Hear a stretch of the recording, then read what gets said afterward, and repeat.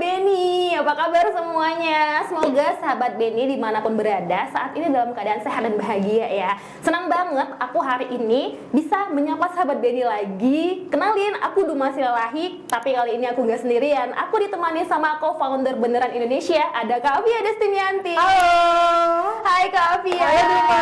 Apa kabarnya nih Kak? Baik. Oh syukur, senang sekali mendengarnya Kak Afia hari ini baik dan terlihat sangat bahagia nih. Iya bahagia, senang hatinya yang paling penting. Oke deh, Kak Afia, jadi hari ini terima kasih banget udah meluangkan waktu buat ngobrol-ngobrol sama sahabat Beni. Tapi sebelum obrolan panjang kita, aku pengen ngajakin Kak Afia buat main game dulu. Siap. Siap ya Kak? Ya. Nama gamenya adalah pilih ini atau pilih itu. Nanti di sini ada gambar-gambar. Ya. Jadi Kak Afia, aku akan kasih dua pilihan. Kak Afia harus menjawab dengan cepat. Terus dikasih alasannya ya Kak, kenapa pilih itu. Oke. Oke. Boleh kita mulai ya Kak? Oke. Yang pertama, pilih teh atau kopi? Teh. Pilih teh, cepet banget pilih teh gitu. Kayak kenapa sih Kak? Alasannya apa? Oh itu pilihan yang mudah karena aku punya asam lambung. Oke. Jadi teh aman. Alasannya kesehatan ya Kesehatan. teman-teman. Pertanyaan kedua, pilih bubur diaduk atau bubur tidak diaduk? Diaduk. Wah langsung bubur diaduk gitu. Kenapa nih Kak? Karena alasan bakal nyampur di perut nggak ngena ke aku. Karena mulutnya merasakan, jadi harus diaduk dulu gitu ya. Oke, jadi harus diaduk dulu ya di dalam mangkoknya ya Kak. Ya. Next, ini pertanyaan terakhir. Ini penting banget. Ini ngebuat perpecahan kemarin Kak di antara netizen Indonesia. Makan nasi padang pakai tangan atau pakai sendok? Tangan pastinya. Kenapa tuh Kak makan pakai tangan? Kalau makan pakai tangan tuh ada aroma-aroma atau rasa-rasa alami yang nggak tergantikan pakai sendok. Oke, jadi harus pakai tangan tapi Yes. jangan lupa cuci tangan yang bersih ya Kak. Oke deh, itu aja nih pilihan-pilihan yang aku kasih sama Kak Afia. Tapi sebenarnya kan udah panas ya Kak. Lumayan, udah panas. Sudah panas.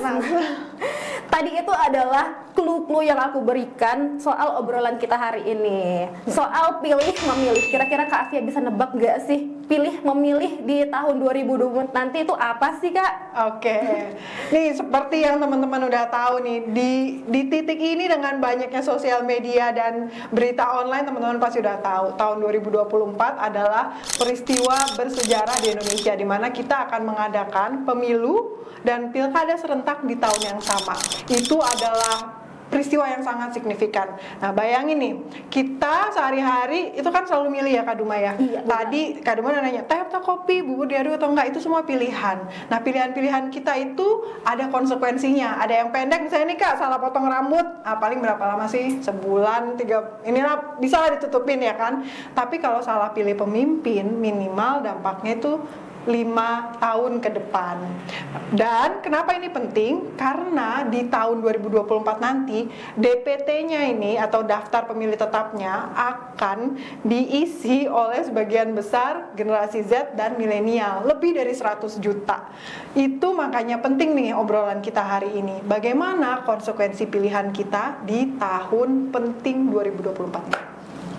Oke deh, jadi itu ya Kak, yang akan kita obrolin adalah soal pesta demokrasi di 2024 nanti, yang mana mayoritas pemilihnya adalah teman-teman kita nih, generasi milenial dan generasi Z ya. Oke Kak, jadi sebenarnya beberapa teman sahabat Beni di rumah mungkin ada nih yang belum tahu sebenarnya Beneran Indonesia itu apa sih dan apa upaya Beneran Indonesia dalam menjangkau teman-teman pemilih muda dan pemilih pemula di pemilu 2024 ini Kak. Ya, tadi ya seperti yang udah dibilang kan penting banget nih kita punya keterampilan buat memilih. Terus apa nih Beneran Indonesia? Kenapa kok ikut-ikutan ngomongin ini gitu? Nah, perlu agak mundur sedikit. Beneran Indonesia. Biasanya nih, aku kalau kemana-mana selalu kenalan kan sama orang. Halo, nama gue Afia dari Beneran Indonesia. Mereka ada yang ketawa, emang ada yang bohongan gitu. Nah, Beneran Indonesia itu adalah singkatan dari Bela Negara Nasional Indonesia. Intinya, ini adalah organisasi, yayasan yang mengajarkan pendidikan karakter dan kewarganegaraan. Penting, kenapa? Karena biasanya kalau kita tanya nih, apa sih yang terlintas di pikiran kalau pelajaran PPKN? Wah, bosen, teori, hafalan gitu kan. Nah, kami di Beneran Indonesia menawarkan pembelajaran karakter dan kewarganegaraan dengan cara yang menyenangkan. Gitu Kak, kira-kira. Terus tadi pertanyaannya kenapa penting ngebahas pemilu ya? Benar. Bayangin tadi kan kita main udah pilih-pilih nih, pilih ini apa pilih itu. Nanti Kak, di pemilu 2024 kita nih bayangin nih anak-anak generasi muda baru pertama kali memilih bawa 5 kertas Kak. Ada 5 surat suara. Ada yang warnanya abu-abu, kuning, merah, biru dan hijau. Nah, nanti akan ada nih di sini. Abu-abu pilih apa sih, kuning pilih apa sih, dan seterusnya. Kalau kita nggak belajar dari sekarang, nggak mempersiapkan diri, bisa panik loh Kak.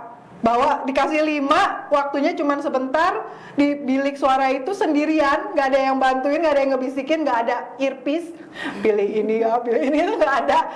Itu kita udah on our own sendiri. Nah, Beneran Indonesia ada untuk menemani, karena kan pemilu atau memilih itu kan bagian tugas dari warga negara, dan itu yang kami lakukan, pendidikan kewarganegaraan. Nah, gimana sih caranya supaya anak muda ini ngerasa ini relevan loh, ini berpengaruh loh sama hidup kami. Nah, itu peran Beneran Indonesia di situ.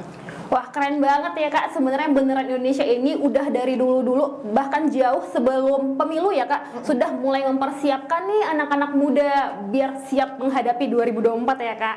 Oke, selanjutnya nih Kak, aku pengen tahu ada kegiatan apa aja sih di Beneran Indonesia untuk memfasilitasi teman-teman muda dalam mempersiapkan pemilu Kak? Iya. Ini kita istilahnya sudah merencanakan dari jauh-jauh hari. Biasanya kan kalau orang mau nikah aja persiapannya 1 tahun sebelumnya ya Kak. Iya Kak. 1 tahun sebelumnya. Nah, apalagi nih pesta demokrasi bersejarah, itu kan dipersiapkannya udah harus dari lama. Nah, dari tahun 2023 ini udah banyak banget nih Kak rangkaian acaranya. Kalau misalnya aku nyebutnya nggak persis, nanti akan ada di sini ya daftarnya apa aja.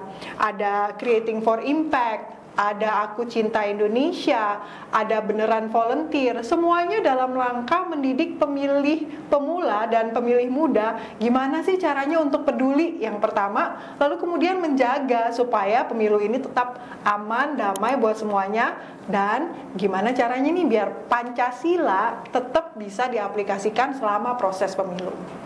Oke deh, keren banget ya. Jadi teman-teman semuanya boleh tahu dong, coba chat di kolom komentar siapa aja yang udah pernah ikut kegiatan Beneran Indonesia di tahun 2023 kemarin. Jangan lupa tag teman-temannya, mana tahu kalian bisa mutualan lagi. Oke, jadi Kak Afia kan dari tadi tuh udah ada obrolin banyak banget nih mention anak muda gitu. Kenapa sih Kak sasaran kegiatan dari Beneran Indonesia itu ataupun pendidikan pemilu itu anak muda, bukannya orang tua ataupun masyarakat pada umumnya gitu Kak? Iya. Semua lapisan masyarakat itu penting, tapi kalau kita sumber dayanya terbatas nih Kak, tangan kita terbatas, kita akan menyasar yang kita anggap paling penting dan relevan untuk apa yang ada di tangan kita. Nah, seperti yang teman-teman tahu, sejarah Indonesia itu diwarnai oleh kiprah pemuda. Dari Sumpah Pemuda, penculikan Rengas Dengklok, pokoknya anak-anak muda. Kalau teman-teman lihat main tuh ke Museum Bank Indonesia misalnya, di lantai basementnya, oh ada asosiasi pelajar SMA itu membagi-bagikan uang terbitan Indonesia yang pertama kali. Jadi peran pemuda dalam sejarah Indonesia itu tidak terkecuali. Kami memutuskan untuk fokus di pemuda 15 sampai 25 tahun. Dan juga kenapa dalam kehidupan pemuda itu mereka tuh banyak ambil keputusan penting Kak, yang nggak hanya mempengaruhi dirinya, sekitarnya, bahkan bangsa ini. Di situ Beneran Indonesia peduli terhadap kawan-kawan muda ini untuk memperlengkapi mereka sehingga mereka bisa optimal bertumbuhnya, tapi juga kemudian bangsa ini juga bisa menerima manfaat optimal dari mereka. Kan kita kan mau ada bonus demografi, jangan sampai jadi bencana demografi.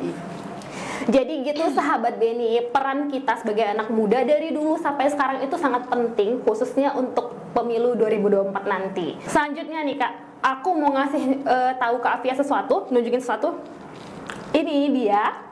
Ini adalah survei dari British Council tentang persepsi anak muda terhadap perpolitikan Indonesia. Jadi Kak, di survei itu mengungkapkan kalau anak muda Indonesia itu lagi patah hati nih Kak sama perpolitikan Indonesia. Tapi di sisi lain, anak muda itu cenderung concern terhadap masalah-masalah di lingkungannya, khususnya di bidang pendidikan. Nah, menurut Kak Afia nih, kenapa sih Kak anak muda di Indonesia itu tuh lagi patah hati banget nih sama perpolitikan Indonesia? Ya, ini sebetulnya bukan masalah yang baru ya Kak Duma ya. Kalau kita ngutip dari Bung Karno, yang beliau kutip juga dari filsuf Cina, Confucius, katanya untuk membangun negara yang kuat itu dibutuhkan 3 hal. Yang pertama, pangan yang kuat, militer yang kuat, ketiga, kepercayaan yang kuat. Nah, memang ketiga yang mungkin kita pangan udah semakin kuat ya, militer udah semakin kuat. Nah, tapi trust atau kepercayaan ini memang yang sedang agak kekurangan, Kak.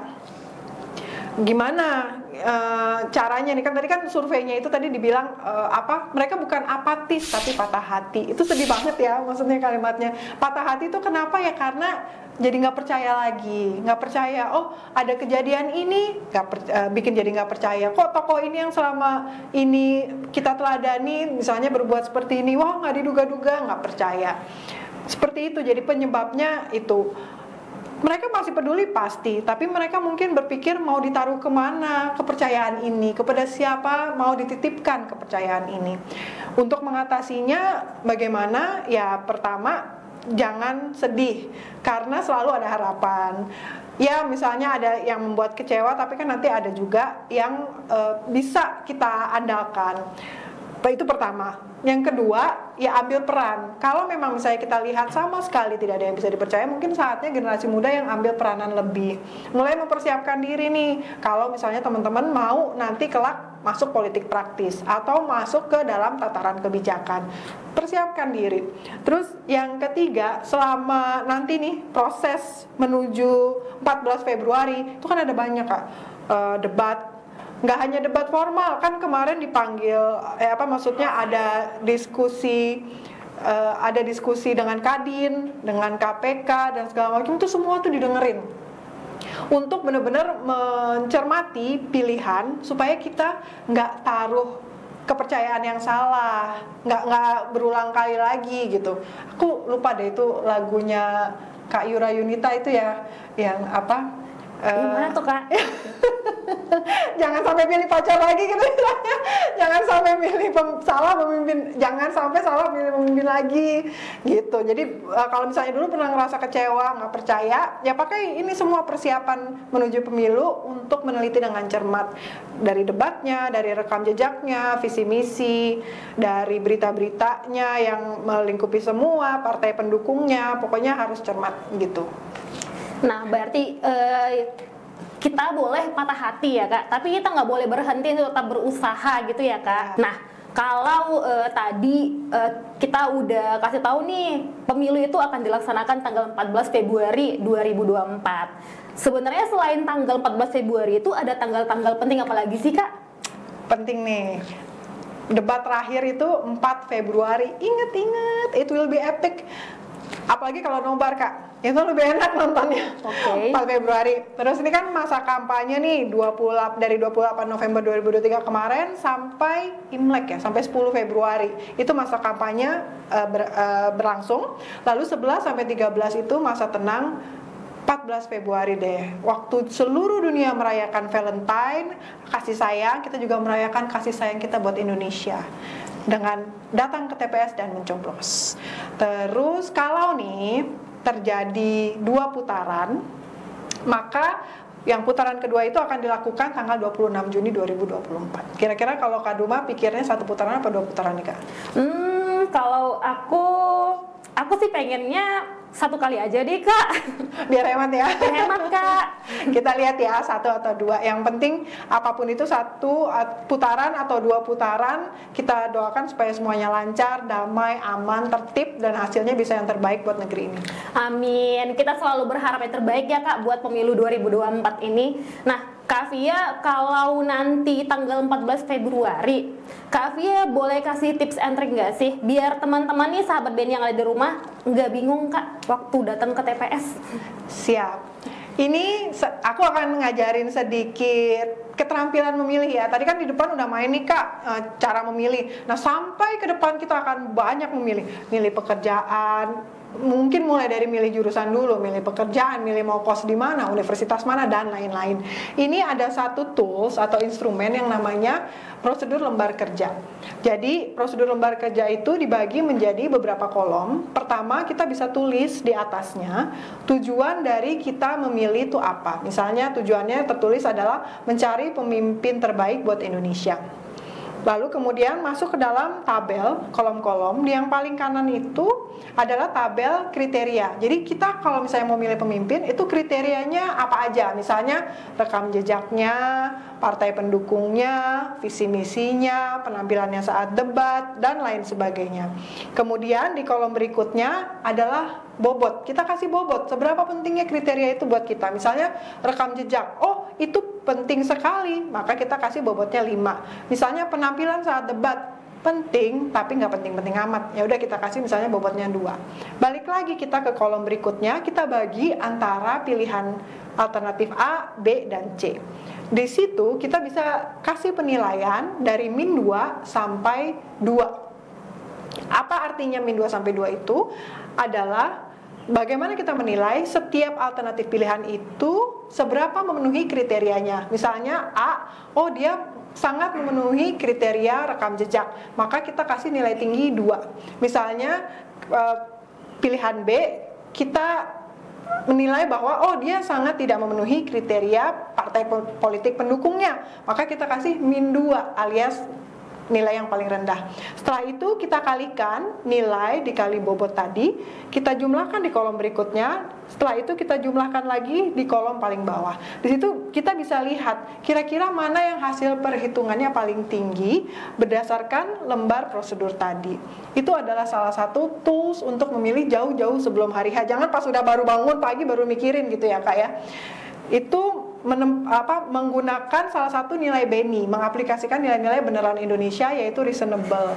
Kalau dalam profil pelajar Pancasila itu bernalar kritis. Itu kita mengaplikasikan Pancasilanya di situ. Jadi ini penting sekali Kak, dan penting banget supaya anak-anak muda nih, generasi muda bisa tumbuh sepenuh potensinya, bisa optimal, karena nanti kelak akan membuat pilihan-pilihan yang bijak, yang sudah dipikirkan dengan baik. Salah satunya menggunakan instrumen ini. Nah, keren banget teman-teman. Kak Avia sudah menjelaskan dengan sangat detail gimana caranya bisa membantu teman-teman supaya nanti waktu datang ke TPS udah nggak bingung-bingung ya Kak. Bisa dipersiapkan dari sekarang ya Kak. Kak, kenapa sih Kak kita harus repot-repot pakai instrumen itu di saat menentukan pilihan kita nanti Kak? Iya, jadi ngapain sih ya pakai repot-repot ngajarin ini, terus capek-capek bikin video ini gitu. Karena pertama, kami peduli generasi muda bisa menggunakan nalar kritisnya nih, bukan hanya ketika pemilu, ketika tadi yang sudah aku bilang juga, ketika membuat pilihan-pilihan dalam hidup ya. Jadi semua tuh sudah dikalkulasi dengan baik. Dan tadi prosedur lembar kerja yang aku bilang itu juga sudah ada risetnya, jadi itu berbasis riset. Terus yang kedua, kenapa penting buat anak-anak muda menggunakan suaranya ya, dan membuat pilihan yang bijak dan menggunakan suaranya ketika pemilu 2024 nanti. Pertama, setiap suara berpengaruh. Every vote counts. Untuk apa? Untuk mempengaruhi arah bangsa ini seperti apa. Bayangkan nanti di hasil pilihan-pilihan kita itu ada yang duduk di level eksekutif, lalu legislatif, nanti pilkada serentak juga akan memilih kepala-kepala daerah. Mereka itu akan menentukan nasib kita gitu ya, mulai dari harga, ekonomi kita, dan kebijakan-kebijakan lainnya. Jadi penting banget untuk teman-teman muda kita tambal atau kita obati dulu sakit hatinya, kita fokus untuk mengarahkan sakit hati itu untuk membangun sesuatu yang lebih baik. Dan itu bisa dimulai dari muncul di TPS, melakukan riset tadi dengan benar dan pilih. Juga sangat dihimbau untuk nggak golput, karena kan kita nggak tahu nanti surat-surat suara yang tidak terpakai itu akan digunakan buat apa gitu Kak. Itu jadi jangan sampai disalahgunakan surat suara yang kita nggak pakai itu. Terus yang berikutnya yang aku benar-benar sarankan adalah jangan hanya sekedar memilih, tapi duduk di situ sampai selesai, ikut ngitung suara, ikut ngawasin penghitungan suaranya, dan jadilah saksi sejarah di TPS-TPS nanti. Wah, keren banget teman-teman. Itu harus diingat ya, kalau satu suara itu sangat penting, dan jangan stop sampai hanya masukin suara ke kotak suara ya Kak. Pantau sampai selesai, begitu ya Kak. Yeah. Sekian teman-teman obrolan kita yang keren banget hari ini bersama Kak Afia Destimiyanti. Sebelum kita tutup nih Kak, aku mau ngasih tahu kalau Beneran Indonesia itu punya tagline dalam mensukseskan pemilu 2024 ini. Kita bisa bareng ya Kak. Ya. Kalau aku bilang Beneran Indonesia, akan Kak Afia nanti bilang aku pilih peduli, gitu. Teman-teman yang di rumah juga harus ikut ya. Kita mulai. Beneran Indonesia, aku pilih peduli. Oke. Nah, untuk menutup sesi obrolan kita hari ini, aku mau tutup dengan pantun. Atau mau Kak Afia aja nih yang pantun? Silakan Kak dulu. Itu aja. Oke, teman-teman yang di rumah jangan lupa bilang cakep ya waktu aku bacain pantunnya. Atau Kak Afia bisa bantu cakep Aku ya juga Kak? akan bantuin. Oke. Makan nasi goreng sambil minum es. Cakep. Minumnya jangan sambil berlari. Artinya Jangan lupa datang ke TPS tanggal 14 Februari.